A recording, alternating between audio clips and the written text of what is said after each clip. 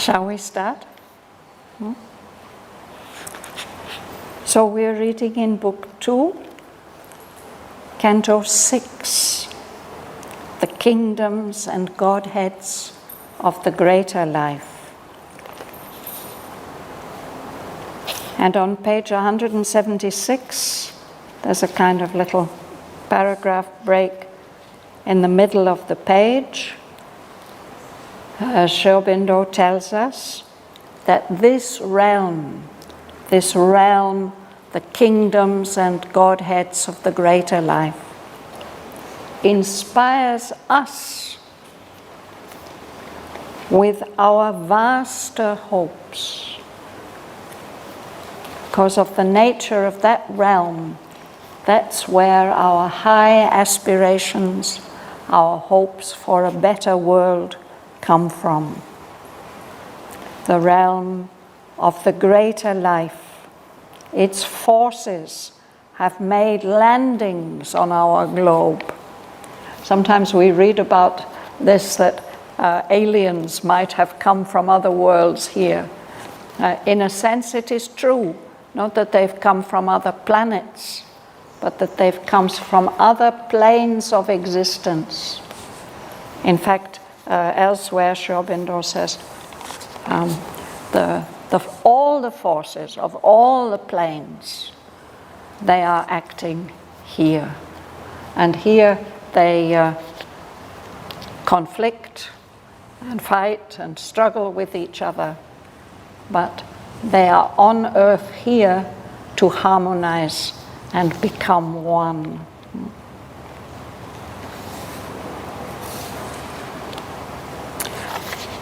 So we stopped on page 178,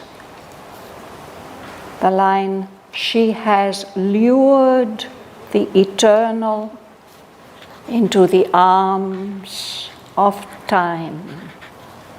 Who is this she? This is the supreme creative force, the mother, in the form of the life goddess, the principle of life. So even now, I'm going to read one page from there. Page 178, line 178, both.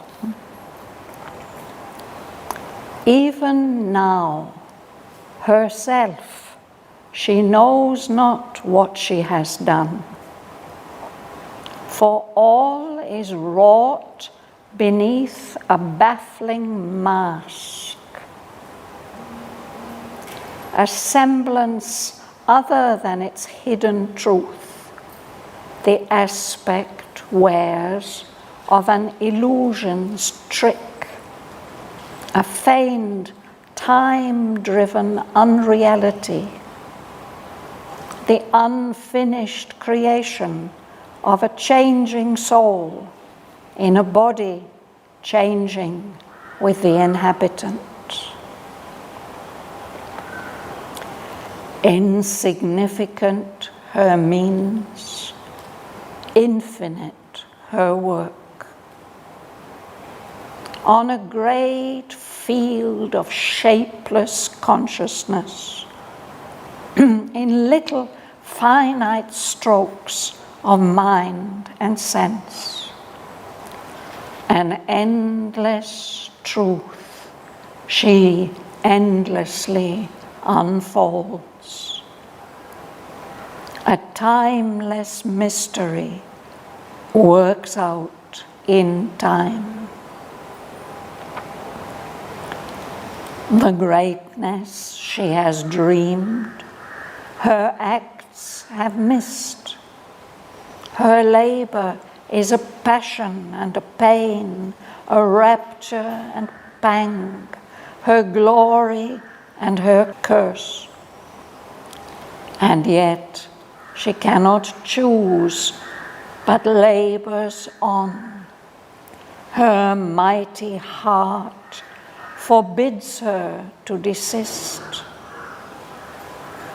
As long as the world lasts, her failure lives, astonishing and foiling reason's gaze, a folly and a beauty unspeakable, a superb madness of the will to live,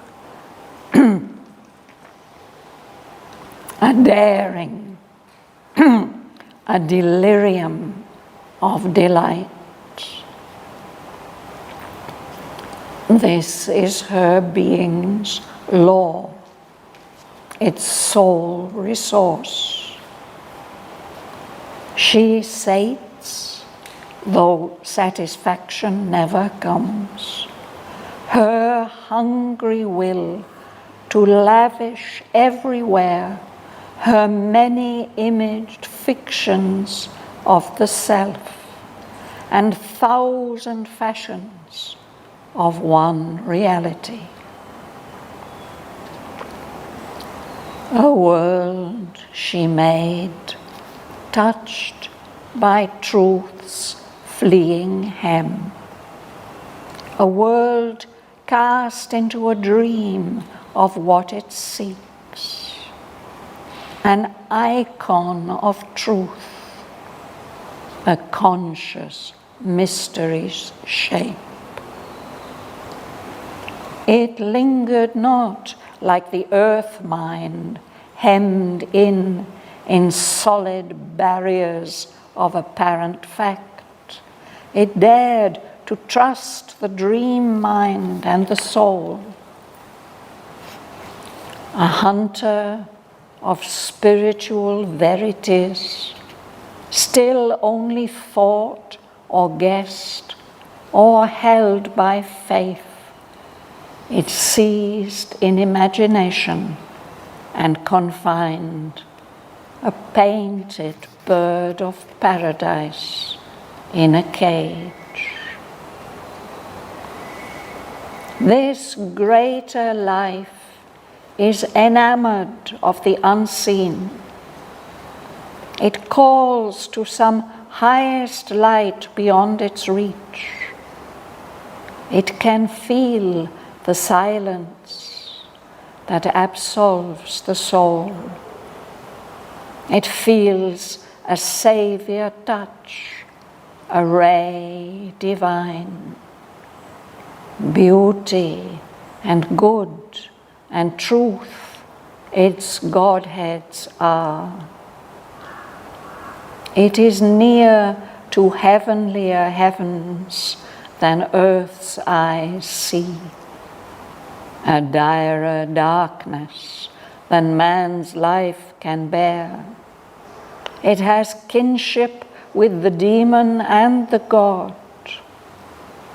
A strange enthusiasm has moved its heart.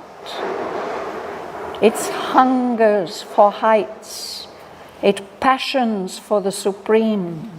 It hunts for the perfect word, the perfect shape. It leaps to the summit thought, the summit light.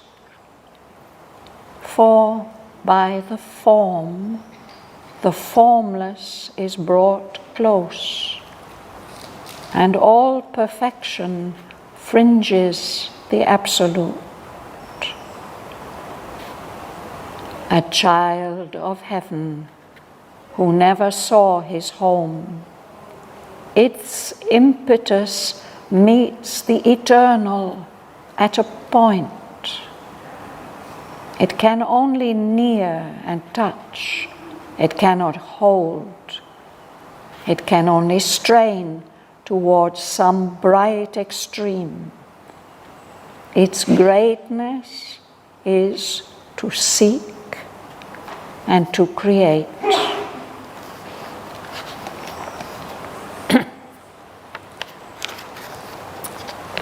So Sri Aurobindo is describing for us the realm of the greater life. And his hero, his protagonist, King Ashvapati, is exploring this world. showing us also about it. Will you start reading, Kamala? Even not herself, she knows not what she has done, for all is wrought beneath a baffling mask, a semblance other than its hidden truth. The aspect wears of an illusion's strip, a false time-driven unreality, the unfinished creation of a changing soul, in a body changing with the inhabitant. Thank you. Even now, herself. It means this great creative force, this life goddess. She doesn't know what she has done. She has created so much, but she doesn't know what she has done. Because everything is wrought, it's worked out beneath a baffling mask, a disguise which hides the real nature of what is happening. A semblance and an appearance which is other than its hidden truth, wears the aspect of an illusion, of a trick, as if what the life goddess has done, what she has achieved, is just a pretense, something feigned, something unreal, driven by time with no lasting significance. The unfinished creation of a changing soul. That's what makes our world so baffling, because this creation is unfinished. There's a changing soul within us which is growing, developing, and the body changes also. We develop our soul in one body, one life, and then the time comes to change the body and change the life, but the soul's development continues.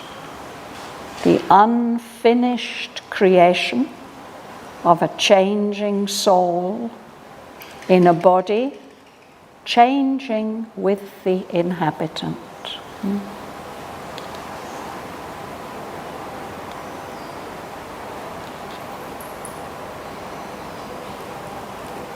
Bhuvana, would you read? Insignificant her being, infinite her world. On a great field of shapeless consciousness, in a little finite strokes of mind and sin, an endless truth she endlessly unfolds. A timeless mystery forsook in time. Yes. Insignificant her means. All she has to work with is this matter, this developing life, no? So her means seem to be small and unimportant, but the work that she has to do, there's no limit to it. It's never finished. She's working on a great field of shapeless consciousness. There's vastness. And she's like an artist making a painting with little finite strokes. You know, he has a huge canvas, but he will just put a little paint, a little color here and there at a time. No?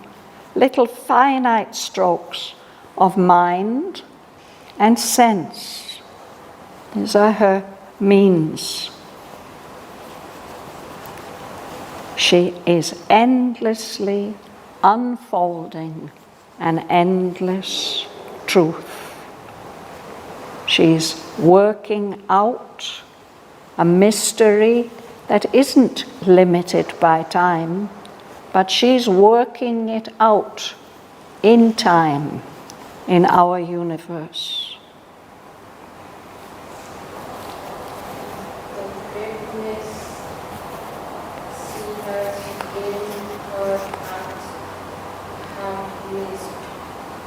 Her level is a awesome and fading. The rapture and fact, her glory and her force. And yet she cannot choose her level path. Her mighty heart, her body Forbids. her to decide. To desist. To desist means to stop doing something. Huh? So she's trying to work out this tremendous mystery that she has dreamed of. But despite all her efforts, she hasn't succeeded. Her acts have missed that greatness. It's painful for her to go on. She's working with this passion, but it's so painful. At the same time, she feels an intense delight in it, a rapture, as well as a pang. It's her glory, but at the same time, it's like a curse, as if a bad spell has been put on her. But she has no choice. She has to continue working because of this mighty heart that's in her. It won't allow her to give up until the work is complete. Philomena. As long as the world lasts and failure lives, astonishing and falling reasons is, a folly and a beauty unshakable, Unspeakable. Superb. A superb madness of the will to live, a daring delirium of delight. Yes. So she has to go on. And as long as the world lasts, this universe that we live in, the failure, the incomplete achievement of the creative force continues. And when we look at what she has done, it's so astonishing. We can't explain it with the reason. Our reason is baffled by this work that has been done. It seems like a kind of madness, a folly, and yet at the same time a beauty, an unspeakable beauty. We can't express how beautiful it is. A superb madness of the will to live. That's what she is carrying and giving to the universe, the will to live. And that involves daring, it involves courage, trying out impossible things. And it involves a delirium of delight. Delight is the principle which sustains the whole universe. And we can't express it reasonably. It becomes a delirium. Delirium is when, for whatever reason, something in your brain is not working properly, and so there's some kind of confusion about the expression. Here it's because of this intense delight. Suresh, will you read? This is the being's love, its sole resource. She sets though satisfaction never comes. The hungry will do lavish everywhere. There are many victims of the self and thousand passions upon reality. This is her being's law. It's like her svabhava, her svadharma. No? This is the strength, the only strength she has. This is the way she has to be and act. This is her being's law, its sole resource, its only strength. And then the poet describes what he means. She, the goddess, the life goddess, sates, though satisfaction never comes. This word to sate is connected with satisfying. But there's a difference between satisfying something and sating something. It means if you're sated, it means you've taken in so much that you can't possibly take any more. But it doesn't necessarily mean that you are satisfied. To sate. So, if you're hungry, you may sate your hunger and yet still at the end wish that it had been a bit nicer, been a bit more satisfying. So here it's like this, she has this hungry will to lavish everywhere her many-imaged fictions of the self. What she has to do is to express and to create and bring into existence all these many images of the Supreme Self. They are fictions. She makes them up, but still they reflect the truth of the Self. These are 1,000 fashions of one reality. That's the truth which is constantly trying to express. And then Sri Aurobindo tells us what she achieves. Ganga Lakshmi, would you read? This reality means not the one. It means the one reality. She has to express him, but she can't express him as he really is. She expresses him in all these many different fictions, these But different still ways. she is not satisfied. She is not satisfied, no. Also, we are not satisfied. But still, what has she done?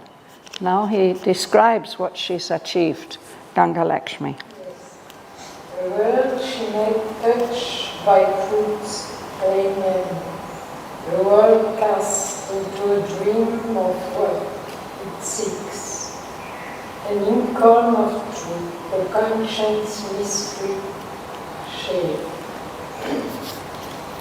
Its vision not like the earth mind hemmed in solid barriers of apparent fact. It dare to trust the dream mind and the soul. Thank you. So she has made a world. It's this world which Sri Aurobindo is telling us about now, this world of the greater life. She has made a world that's been touched just by the fleeting hem of truth. It's not been touched by the whole truth, but a little touch of the truth. A world that's cast into a dream of what it is seeking for. It's a very important part of the creative process. It's the dream of how things could be and should be.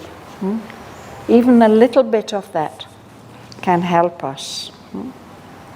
So this world of the greater life is like that. A world cast into a dream of what it seeks, what it's looking for. An icon of truth, a sacred image of truth. And it's the shape, the form of a conscious mystery. And this world, this realm of the greater life, it's not like our world. The consciousness there is not like the earth mind. Our earth mind is hemmed in. It's surrounded by limitation and boundaries which are caused by all this matter, these solid barriers which we take for reality, apparent fact. But that world is not tied down to material fact and reality. It dared to trust the dream mind and the soul, which are such important instruments of creation. Would you read it, sir? The center of spiritual varieties still only thought or guessed or held by faith. It ceased in imagination and confined. A painted bird of paradise in a cage. This is a characterization of that world. It's looking for these spiritual truths, but it hasn't grasped them yet. It's only thought about them, guessed them, or holds them by faith, believes in them, although it hasn't grasped them properly. So that world is using imagination. It seizes in imagination this image of a bird of paradise. But because it's held in imagination, it's like keeping a bird in a cage, a beautiful, powerful bird, but keeping it in a cage. And in this case, it's even only a painted bird. In Chinese legend, there are stories about great painters who, after concentrating for years and years, seizing in imagination, they are able to paint something. And it's as if that thing then can become real. Yeah. But here, this painted bird is painted inside a golden cage. It's a beautiful image. So he's speaking about this greater life, and now he will tell us a bit more about it. Would you like to read, Ma'am? This greater life is enamored of the unseen. It calls to some highest life beyond its reach. It can feel the silence that absorbs the soul. It feels the Savior touch, a ray divine. Beauty and good and truth, its bodies are. You can continue. It is near to heavenlier heavens than earth's eye see, a direr darkness than man's life can bear. It has kinship with the demon of the God. A strange enthusiasm has moved its heart. It hungers for heights, it passions for the supreme. Thank you. This is the realm of the greater life, which inspires us with our vaster hopes. He told us on page 176. So this greater life is enamored, it's in love with what cannot be seen, the unseen with a capital U. This greater life is calling to some highest light which is beyond its reach. It's aspiring for some high light. It can feel the silence that absolves the soul. To absolve means to purify. It feels a Savior touch. a ray divine, a wonderful ray of divine light. That world worships beauty and good and truth. Those are its Godheads that it worships. And this world of the greater life, it is near to heavenlier heavens than our earthly eyes can see, we people here in this material world. It's near to those heavenlier heavens, but at the same time, it is near to a direr darkness, to a terrible darkness, which our human life wouldn't be able to bear. It has kinship with the heights and the depths, with the demon and the God. It's moved by this strange enthusiasm, this powerful energy has moved its heart. It hungers for heights. It passions for the supreme. It's passioning for greatness. Will you read? It hunts for the perfect word, the perfect sheep. It leads to the summit thought, the summit light. For by the form, the formless is brought close, and all perfection fringes the absolute. A child of heaven who never saw his home, its impetus meets the eternal at point. It can only near and touch, it cannot hold. It can only strain towards some bright extreme. Its greatness is to seek and to create. Yes. So these are the characteristics of this particular plane of consciousness, of universal consciousness, which 𝒕𝒊𝒎𝒆 is exploring now. It not only inspires us with our vaster hopes, it's where our great creative moves come from. This hunting for the perfect word, the poet or the writer who wants to find the inevitable word that will perfectly express his thought. Or the artist, the sculptor who wants to make a perfect shape. These are movements of the greater life, the higher vital. This energy in us, it leaps up to the thought that's on the very summit of things, towards the light that is at the summit of things. And this energy is in it because there's an instinct that by form, perfect form, whether it's a painting or a poem or a statue or a piece of music, by form, the formless, the divine, the unseen is brought close. And all perfection, any perfection that we can manage to achieve, fringes, it comes very near to the absolute. So this realm, he says, is a child of heaven.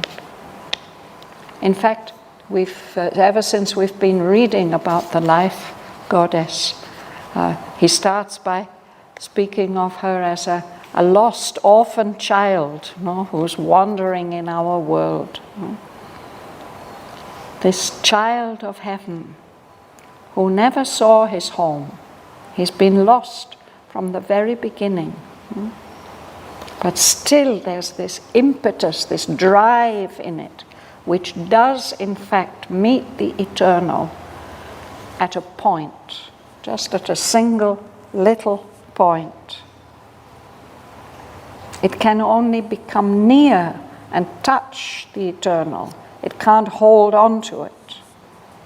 It can only strain, struggling towards some bright extreme. And that's what makes it great. Its greatness is to seek and to create. These may not be complete achievements, but they move things forward.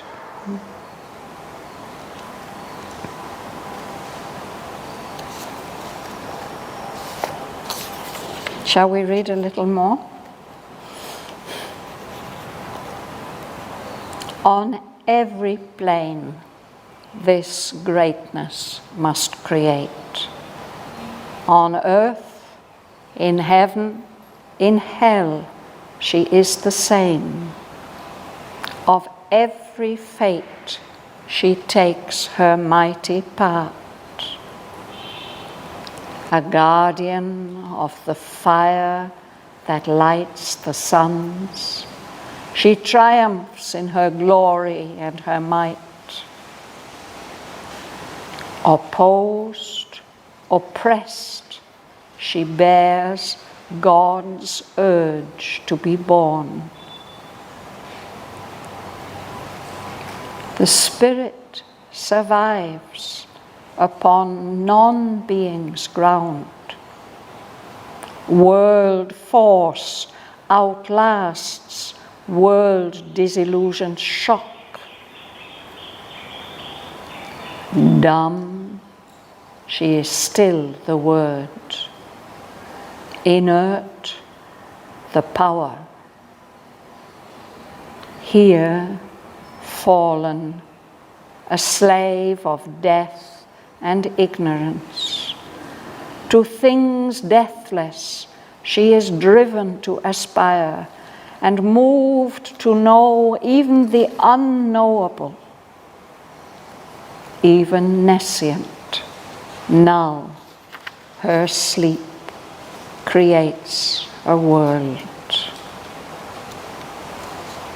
When most unseen, most mightily she works. Housed in the atom, buried in the clod, her quick creative passion cannot cease. Inconscience is her long, gigantic pause. Her cosmic swoon is a stupendous phase. Time-born, she hides her immortality. In death, her bed, she waits the hour to rise.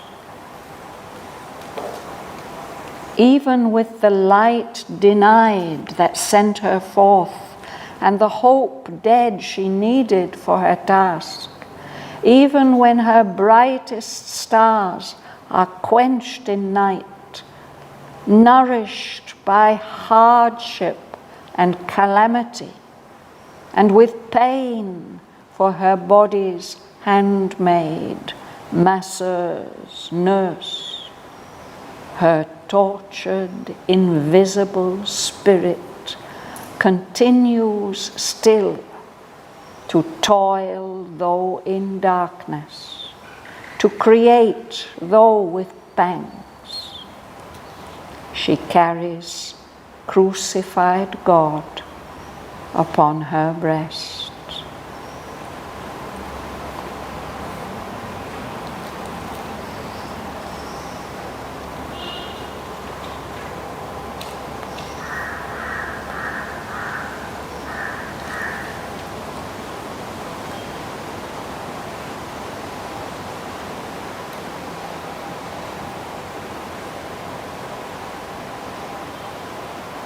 So we'll continue with that next week.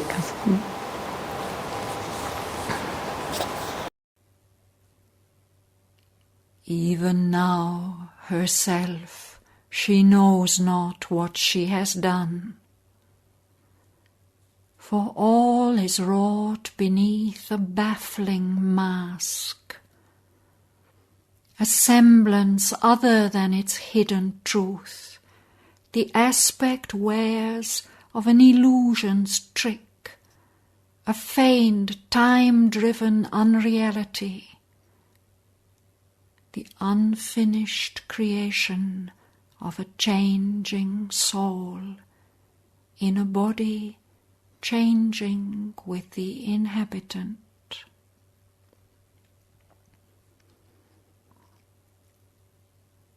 Insignificant her means, infinite her work.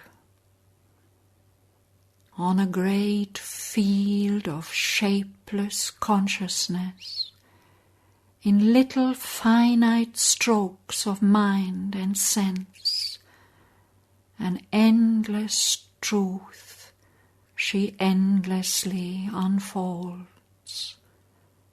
A timeless mystery works out in time.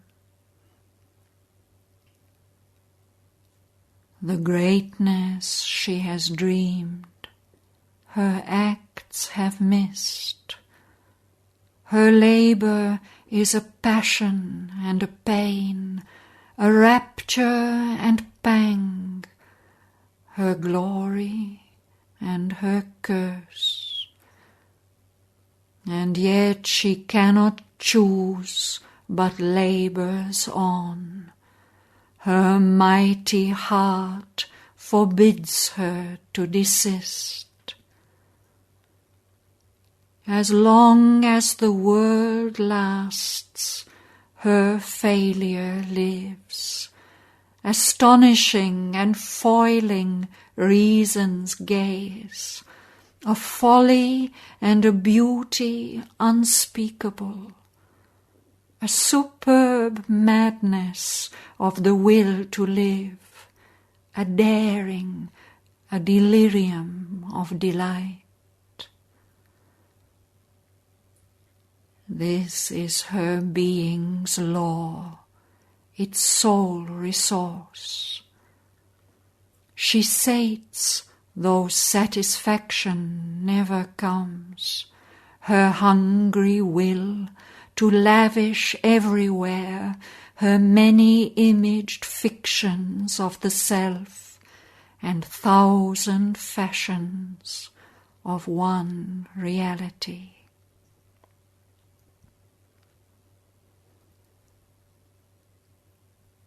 A world she made, touched by truth's fleeing hem, a world cast into a dream of what it seeks, an icon of truth, a conscious mystery's shape. It lingered not like the earth-mind, hemmed in solid barriers of apparent fact. It dared to trust the dream mind and the soul. A hunter of spiritual verities, still only thought or guessed or held by faith. It seized in imagination and confined a painted bird of paradise in a cage. This greater life is enamored of the unseen. It calls to some highest light beyond its reach. It can feel the silence that absolves the soul. It feels a saviour touch, a ray divine. Beauty and good and truth its Godheads are.